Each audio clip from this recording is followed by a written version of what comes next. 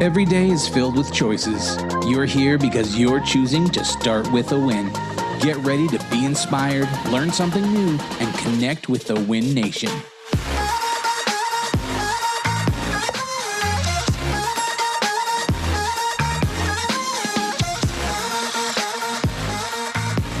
And coming to you from Denver, Colorado, Adam Contos, CEO of Remax with Start With a Win. That was a new dance move there, Mark. I know. I thought I'd throw in a little extra move. It was like punchy stuff.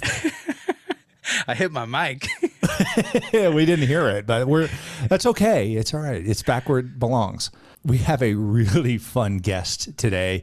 Very uplifting, amazing man. We have Bob Goff on the show. Mark, you ready to jump in? I am so excited. All right. Bob is a lawyer, speaker, coach, and author of the New York Times best-selling books, Love Does, and Everybody Always. I mean, how can you not smile when you hear those titles? So Bob's latest book is titled Dream Big. Know what you want, why you want it, and what you're going to do about it. Bob currently works with Love Does, formerly known as Restore International, a nonprofit organization that he founded.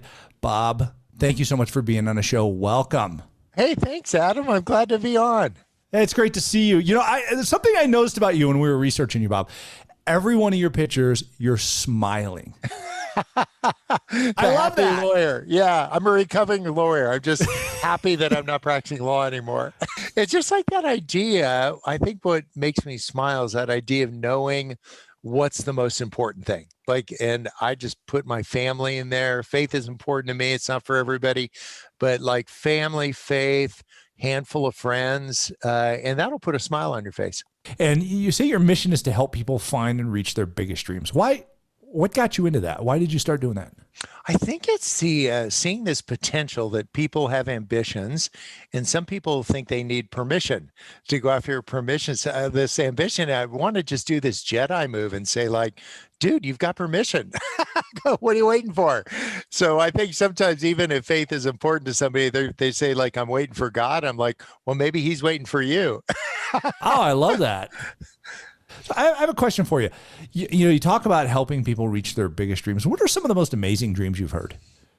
I think sometimes people have these ambitions for their families, like what it could be. Somebody may want to cure cancer, which is terrific as well, and I'm all for that. But I don't think God grades our dreams on a curve.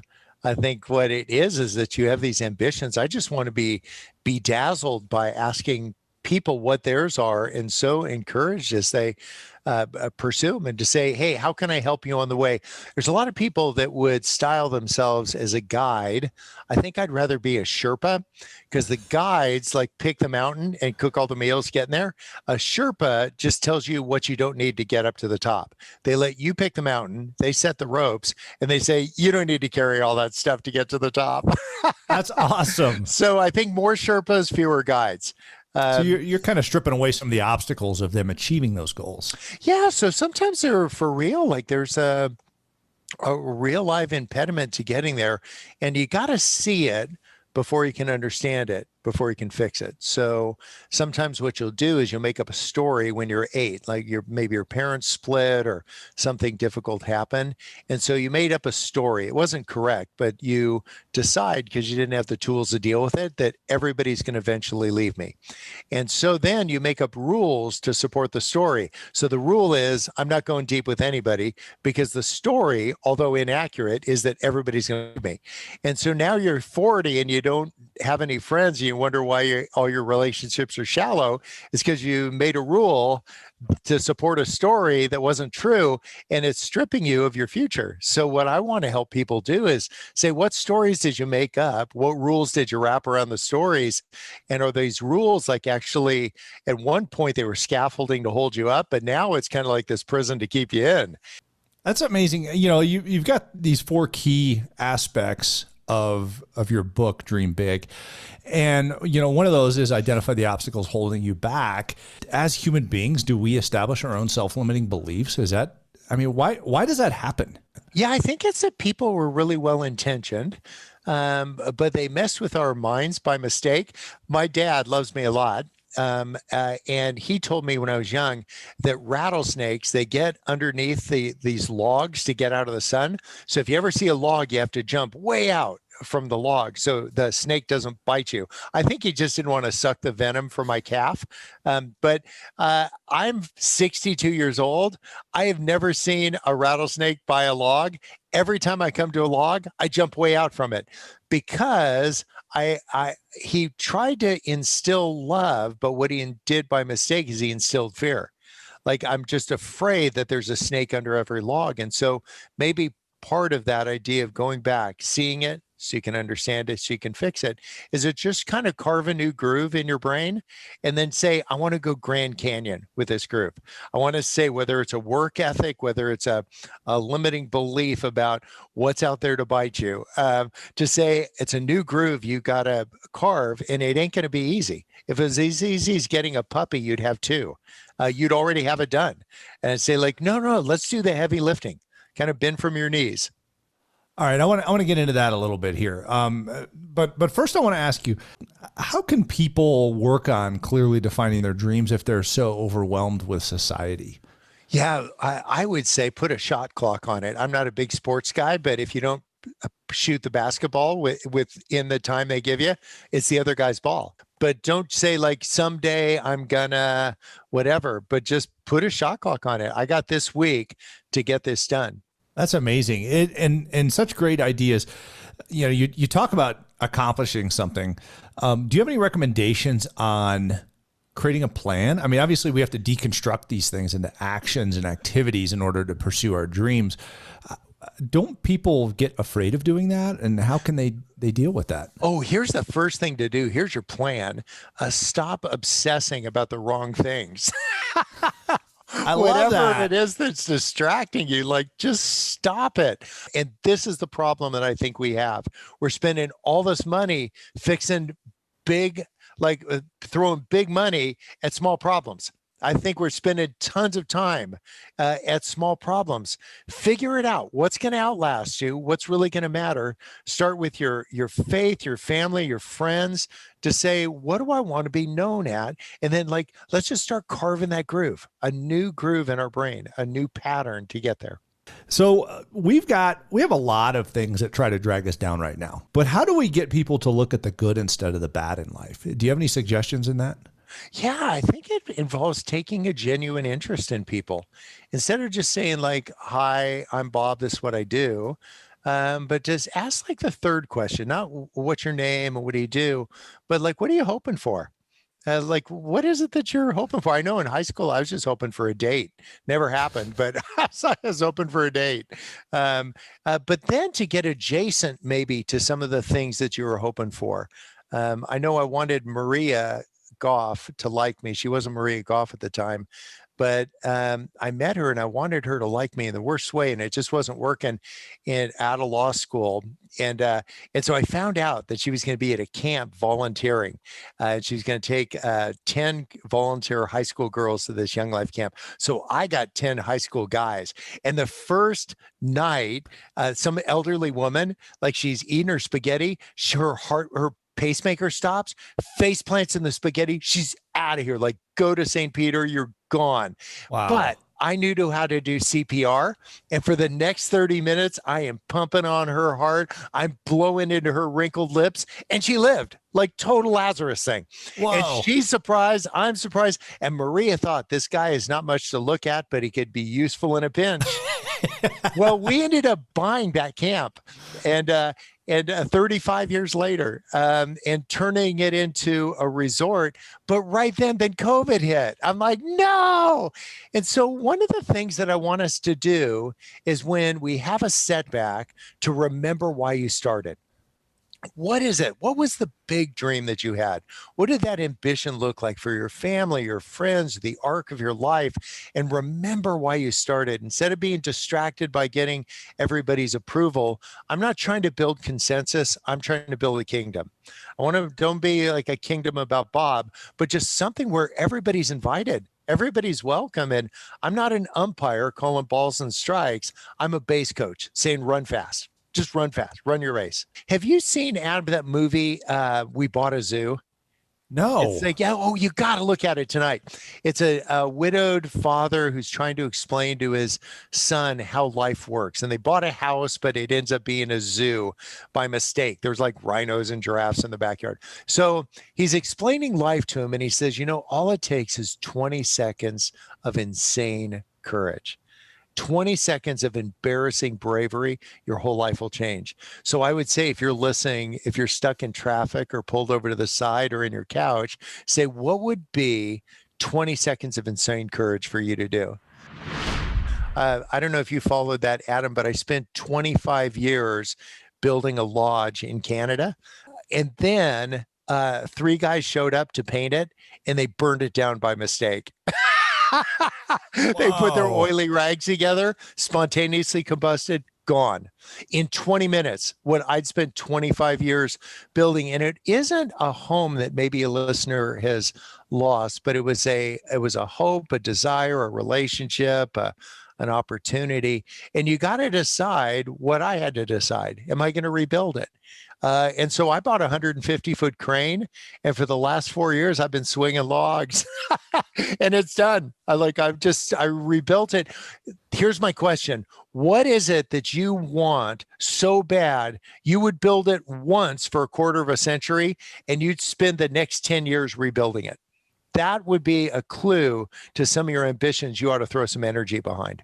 Amazing question, Bob. Amazing. And I'll tell you what, you've set such a great example for everybody doing this. It's so many people find a reason not to, or that they can't or won't or shouldn't or something like that. You look at it and you go, why not? Hey, Bob, you've shared a lot of great wisdom, kind of really things that touch your heart, touch your mind, talking about our dreams, things of that nature. But, you wake up every morning like the rest of us and have to start your day. So a question I ask all of our amazing guests on this show, and I've heard some really cool stuff and knowing who you are and what you're about, I'm sure you have a fun answer to this. But Bob Goff, how do you start your day with a win? Oh, I'm a note taker. Like I just read stuff. I was reading all about fallow land and Marcus Aurelius, one of the good emperors early on in Rome. He started out his day journaling. I start out mine journaling as well. Do you know what? George Lucas, he was writing Star Wars, and at the same time he was scoring American Graffiti. And you find a scene by saying the role in the dialogue. So roll 10, dialogue 8. And he asked them about where this particular scene is. And they said it's in roll 2, dialogue 2. And I'm not kidding. George Lucas wrote down R2D2. So funny. All the people that have really set the world in motion have been journalers. They write down stuff that catches their attention and they dig a little deeper. Staying curious, I would say that would be the fundamental thing. I'm trying to fan the coals on my curiosity. Be curious, not just about my own stuff, but what is it, Adam, that makes you work? What makes that disagreeable person across the street work? I wonder what is going on, and not with a critical tone, but just say like, wow, I bet there's some bogeys that they're chasing. If somebody flashes at you, just say like, I bet there's some stuff going on there. Maybe they're just as insecure as me. Awesome. Bob, you're an amazing man. Thank you so much for being on Start With a Win. And everybody, be sure to check out his latest book, Dream Big. Know what you want, why you want it, and what you're going to do about it. That's how you dream big. Bob Goff, thanks a lot for being on the show. Thanks so much, Adam. That's right. And hey, thank you for listening to Start With a Win. If you'd like to ask Adam a question or tell us your Start With a Win story, give us a call, leave us a message, 888-581-4430. Don't forget to go onto iTunes and subscribe, write a review, and rate the show. And for more great content, head over to startwithawin.com. You can follow Adam on Facebook, Instagram, and Twitter. And remember, start with a win.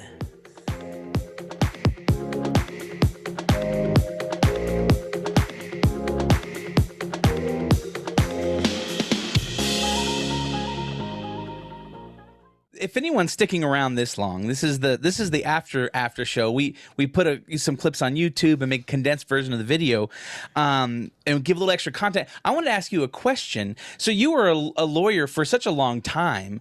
Was it something that you absolutely loved, or did you wake up one day and say, I really don't love doing this anymore, and you decided to pivot, or how did that work? Yeah, I've always thought of law as like kind of really good fundraising. If I had a cupcake stand, people would die. But I just kind of thought of it as just a day job. Mhm. And then I started spending more and more time overseas. You know how your heart starts to change? You see things in your life start moving in a different direction. And I remember walking into my office on the 18th and 19th floor of the Washington Mutual Tower. I walked into the office, and the receptionist at the front desk said, "Who are you here to see?" I said, "Actually, if you turn around, that's my name right behind you." And so I got everybody together in the law firm in the largest conference room we had, and I quit. Isn't that awesome? I just quit. I said, "I'm out." Love it. I took the key off my key ring. I gave it to a guy that'd been working for me for 15 years. I said, "It's all yours, man. You don't owe me anything." And he said, "Are you kidding me?" Actually, he didn't say kidding. But then, and I've never gone back. So that idea of like Cortez, he just burned the ships. Yeah. I was seeing people spend 10 years trying to land their plane, sell their business and all that. Nothing wrong with that. But I just decided, man, I'm burning the ships. Who's new Bob? That idea being a new creation. Yeah. Like old Bob's on the bus. Who's new Bob? And there's sometimes it takes a big move like that.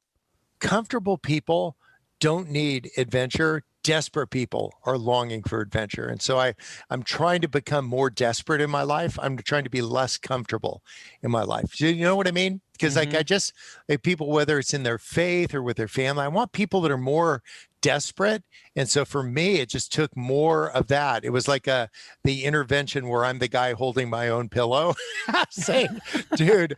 And the crazy part about it is that I was working real hard thinking I was providing for my family, but actually I wasn't providing what my family wanted, which was me. Not like Maria could have married an ATM machine, and the ATM machine would have left its socks out.